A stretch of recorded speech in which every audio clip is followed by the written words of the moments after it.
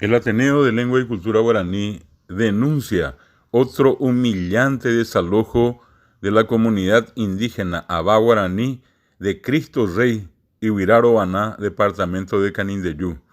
Coarape jaecuera oñemosen baité y yiwiwi, sarambio yiyapoje secuera, a ababe, los echacuayo pembae.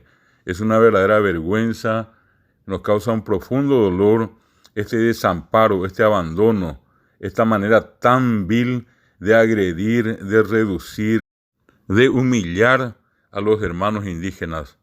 Nuestra solidaridad en nombre del Ateneo de Lengua y Cultura Guaraní con la comunidad Abá Guaraní Cristo Rey de Ibiraro Baná, donde este triste miércoles 7 de julio de 2021 se produjo un nuevo y humillante desalojo de sus tierras ancestrales de la comunidad Abá Guaraní de Cristo Rey.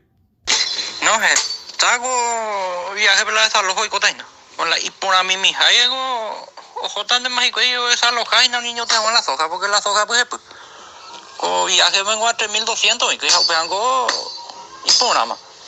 Una Italia tengo 2700 a 3000 por los días.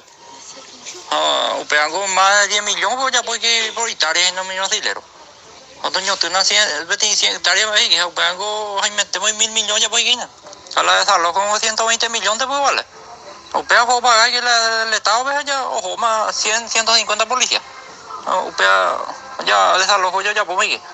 Esta y ve la plata ya por ahí.